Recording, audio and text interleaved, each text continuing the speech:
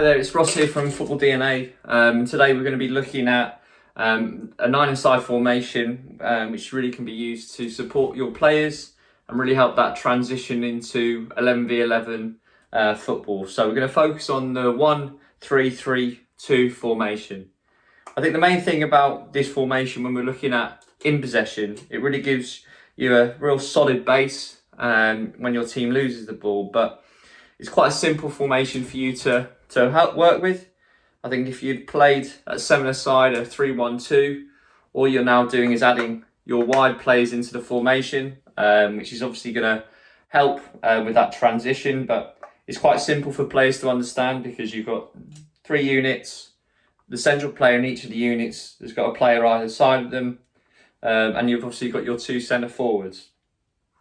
So when you're in possession, it gives you the opportunity to create that width and depth with your fullbacks, your wide players, but also your centre forwards stretching the pitch as well. So when you're looking to build out from the back, naturally you're going to create that space, which is going to help make opportunities for you to receive the ball and look to build from the back as well. So in terms of when you're playing out from the back, for me, it's just probably the main things would be is talking to the goalkeepers about passing lines, working through the first unit, the second line passes or the third line passes, and obviously depending on your style of play that you want to encourage the players to play through, it gives you the opportunity to play longer or to potentially look at building through the thirds as well.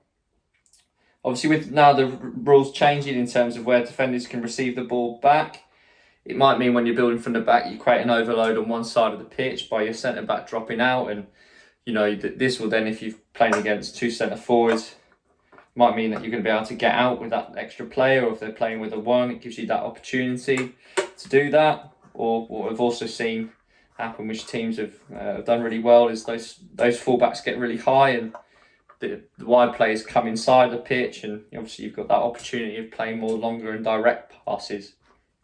I think whatever you decide to do, it's just really important your wide players aren't in line with your fullbacks.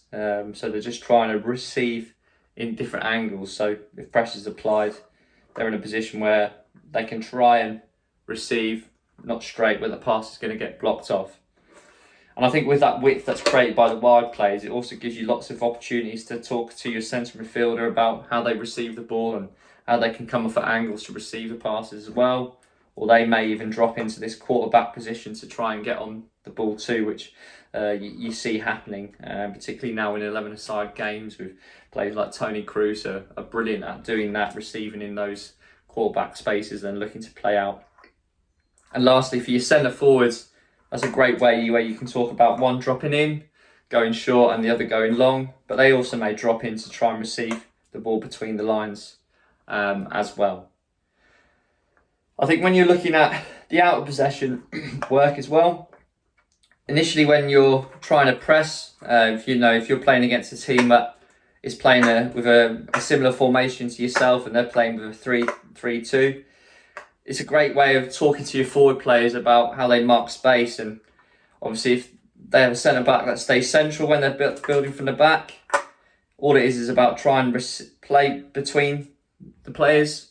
So you don't go man for man because they're going to get out. So just play between those players. So you're able to affect both the centre back and the full back. And likewise, if they go on, that's where that formation may change slightly different. Where if it goes to one side, you can talk about that pressure and that cover and trying to keep the ball on one side of the pitch. You often see teams now when they're pressing with the 2, one will drop in and then one will sit behind just on that holding midfielder, ready to cover that space in or to be able to then block the switch or be able to then press the goalkeeper as well. And if you play against a 3-3-2, fantastic opportunity to go man for man and talk about winning 1v1 duels in wide areas and how you're going to deal with that. So whether you mark space and you get compact and make it really difficult to play teams through, that naturally is going to force play to go out wide. And teams are going to find it difficult to try and break those lines if those distances are right between the units. And there'll be a big emphasis on winning your 1v1 duels in wide areas, whether that's with your fullback or with your wide player tracking and dealing with their player as well.